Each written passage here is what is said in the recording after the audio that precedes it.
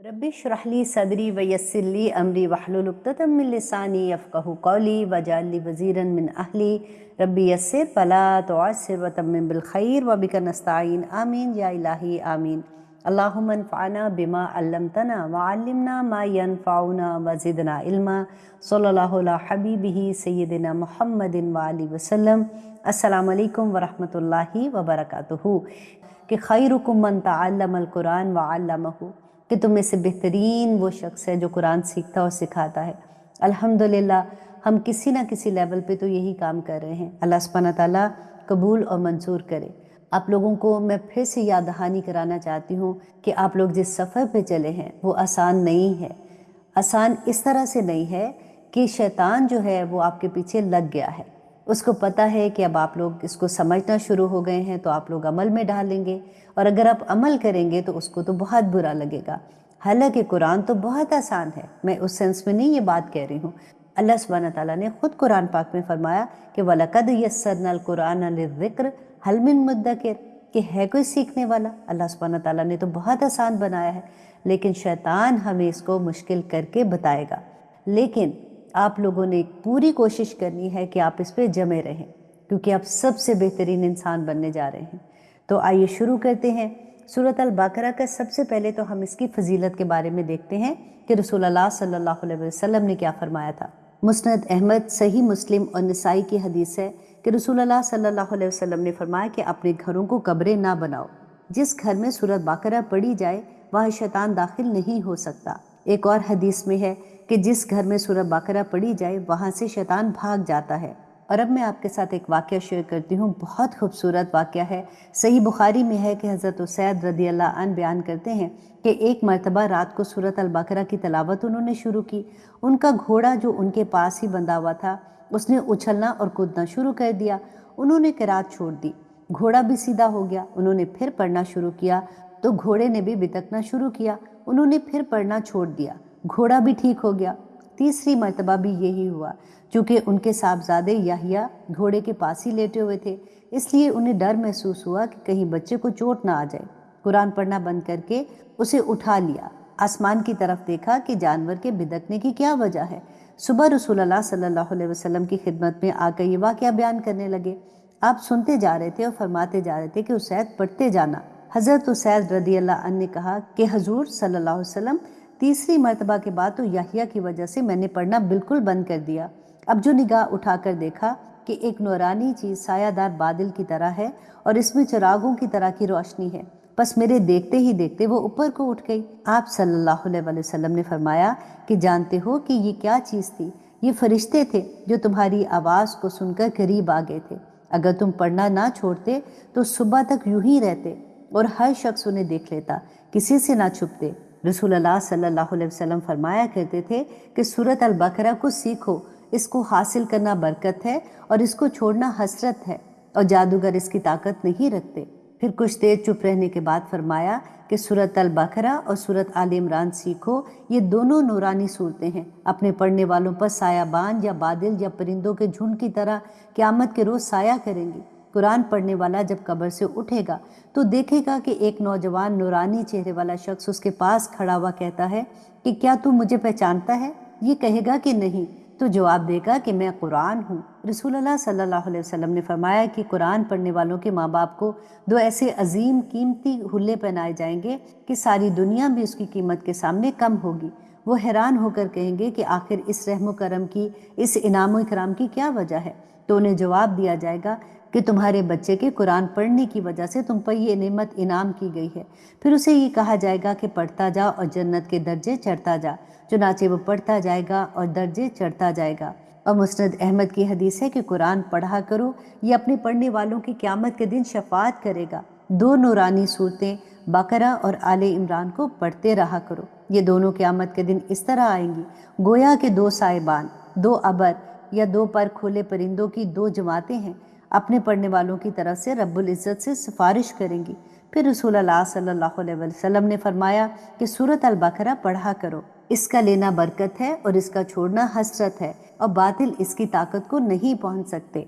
मुस्नद अहमद में है कि कुरान और कुरान पढ़ने वालों को क़यामत के दिन बुलाया जाएगा।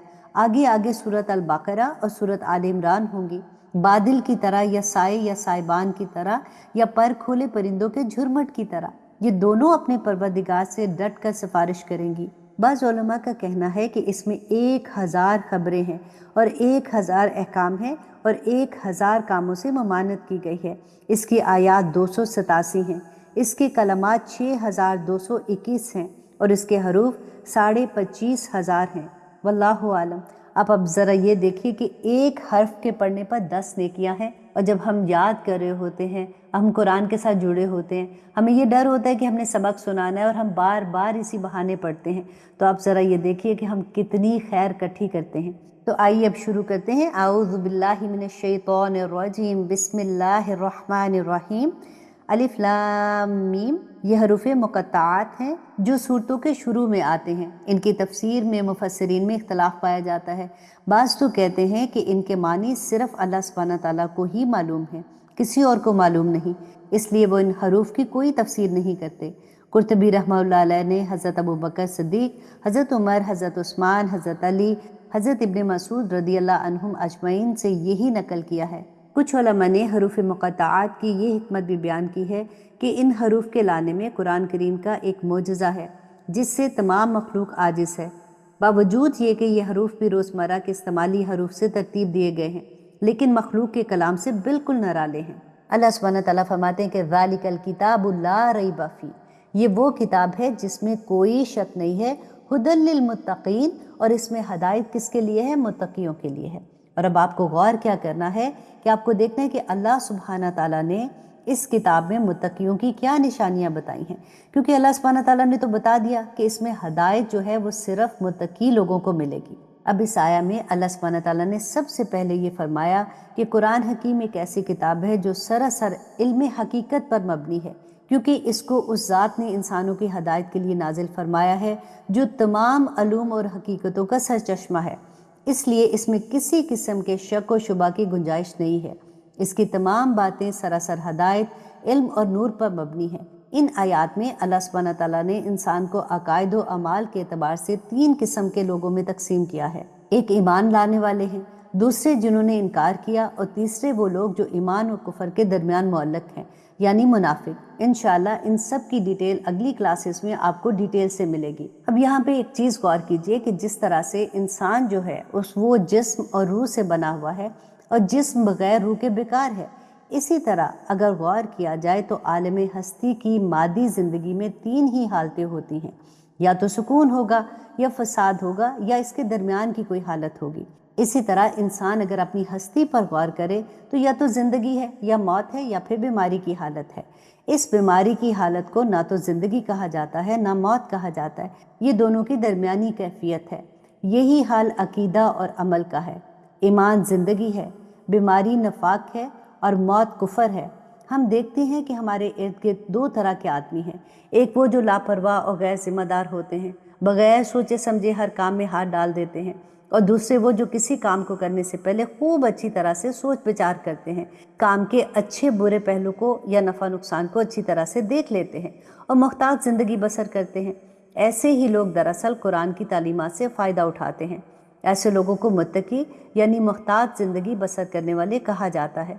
फिर मुत्तकी लोगों की सिफ़ात अल्लाह सुब्हानहू तआला ने बयान की कि मुत्तकी लोग कैसे होते हैं। नंबर 1 ये कि जो गायब की हकीकतों पर ईमान रखते हैं, यानी खुदा की ज़ात, उसकी सिफ़ात, मलाइका, वही, जन्नत और दोज़ख पर ईमान रखते हैं। नंबर 2 ये कि ईमान लाने के बाद पूरी ज़िंदगी में इन तालीमात का सच्चा नमूना बन जाए। अताअत के बाद पहला अमल नमाज कायम करना है। न सिर्फ नमाज खुद पढ़े बल्कि नमाज बाजमात का एहतमाम भी करे। और नंबर 3 ये कि फिर अमल की दूसरी शक्ल माली कुर्बानी बयान हुई है कि ऐसा आदमी ज़रपरस्त ना होगा, जो कुछ अल्लाह ने उसे दिया है उसमें से अल्लाह के हुक्म के मुताबिक दूसरे बंदों के हकूक़ अदा करेगा। और नंबर 4 ये कि इन तमाम किताबों पर ईमान लाए जो रसूलुल्लाह सल्लल्लाहु अलैहि वसल्लम पर और उनसे पहले मुख्तलिफ ज़मानों, कौमों और मुल्कों के अंबिया पर उतारी गई थी। और नंबर 5 ये कि आखिरत की ज़िंदगी को बरहक मानकर अपनी ज़िंदगी इसी अकीदे के मुताबिक बसर करे, और वो ये सोचे कि वो गैर जिम्मेदार नहीं है, उसे एक रोज़ अपने सब अमलों का हिसाब देना होगा। जिस तरह एक चीज़ की बका और ज़िंदगी के लिए एक मुद्दत और मोहलत है, اسی طرح اس سارے نظام عالم کو ایک روز فنا ہونا ہے۔ اس دنیا کے فنا ہونے کے بعد دوسری زندگی پیدا ہوگی، اس میں ہر نفس کو، ہر جان کو اس کے اچھے یا برے عمل کا بدلہ دیا جائے گا۔ جو لوگ اس دن نیک ثابت ہوں گے ان کو جنت ملے گی، اور جو بد ہوں گے ان کو دوزخ ملے گی۔ اور پھر اس بات پہ اس کا پختہ یقین ہو کہ آخرت کی کامیابی کا معیار دنیا کی خوشحالی یا بدحالی پر نہیں ہوگا، بلکہ جس کو اللہ قیامت کے روز کامیاب قرار دے گا وہی دراصل فلاح پانے والے ہوں گے۔ جو لوگ ان باتوں پر یقین نہ رکھتے ہوں وہ قرآن کی تعلیمات سے فائدہ نہیں اٹھا سکتے۔ ایسے ہی لوگ کافر یعنی انکار کرنے والے ہیں۔ جب ایسے لوگوں نے ان بنیادی باتوں کو ماننے سے انکار کر دیا اور اپنے لیے اس کے خلاف اپنی خواہشات کا راستہ اختیار کر لیا، تو پھر آپ جتنے بھی دلائل سے ان کو سمجھائیں وہ آپ کی باتوں پر کان نہیں دھریں گے۔ ان کی کیفیت ایسی ہی ہوگی کہ گویا آپ کی کوئی بات ان کی سمجھ میں نہیں آ رہی۔ ان کے بارے میں انشاءاللہ اگلی کلاس میں ہم ڈیٹیل سے دیکھیں گے۔ حدیث میں آتا ہے کہ رسول اللہ صلی اللہ علیہ وسلم سے ایک مرتبہ صحابہ نے پوچھا، یا رسول اللہ صلی اللہ علیہ وسلم، کیا ہم سے بہتر بھی کوئی اور ہے؟ ہم آپ صلی اللہ علیہ وآلہ وسلم کے ساتھ اسلام لائے، آپ کے ساتھ جہاد کیے۔ آپ نے فرمایا، ہاں، وہ لوگ جو تمہارے بعد آئیں گے مجھ پر ایمان لائیں گے، حالانکہ انہوں نے مجھے نہیں دیکھا ہوگا۔ تو الحمدللہ یہ حدیث بھی مجھے بہت پیاری لگتی ہے۔ اللہ سبحانہ تعالیٰ سے دعا کرتی ہوں کہ اللہ سبحانہ تعالیٰ ہمیں رسول اللہ صلی اللہ علیہ وآلہ وسلم کے نقش قدم پر چلنے کی توفیق عطا کرے، تاکہ ہمیں رسول اللہ صلی اللہ علیہ وسلم کی شفاعت نصیب ہو۔ ان 5 آیات میں اللہ سبحانہ تعالیٰ نے متقیوں کی 5 صفات بیان کی ہیں، یعنی وہ لوگ جو غائب پر ایمان لاتے ہیں، نماز قائم کرتے ہیں، اللہ کی راہ میں خرچ کرتے ہیں، قرآن پاک اور اس سے پہلی کتابوں پر ایمان لاتے ہیں، اور آخرت پر یقین رکھتے ہیں، تو یہی وہ لوگ ہیں جو ہدایت یافتہ ہیں اور فلاح پانے والے ہیں۔ فلاح کا مطلب جو ہوتا ہے وہ ہوتا ہے کہ کسی چیز کو پھاڑنا یا کاٹنا۔ کسان جو ہے اسی لیے اس کو فلاح کہتے ہیں کہ وہ ہل چلا کر زمین کو پھاڑتا ہے اور اس کے بعد جد و جہد کرتا ہے، کوشش کرتا ہے، اور اس کے بعد اس کو اس کا پھل ملتا ہے۔ اسی طرح سے جو شخص محنت و کوشش سے اللہ سبحانہ تعالیٰ کو راضی کرنے کی کوشش کرتا ہے اور اللہ سبحانہ تعالیٰ کے احکامات کے مطابق اپنی زندگی بسر کرنے کے لیے تگ و دو کرتا ہے، اسی کو مفلح کہتے ہیں، یعنی وہ فلاح پانے والا اور کامیاب ہو گیا۔ دعا کیا کیجئے کہ اللہم لا سہل الا ما جعلتہ سہلا وانت تجعل الحزن اذا شئت سہلا، کہ یا پاک پروردگار جب تک تو آسانی نہ کر دے کوئی چیز آسان نہیں ہو سکتی۔ اللہ سبحانہ تعالیٰ میرے اور آپ کے لیے یہ سفر آسانیوں والا رکھے، آمین ثم آمین۔ السلام علیکم ورحمۃ اللہ وبرکاتہ۔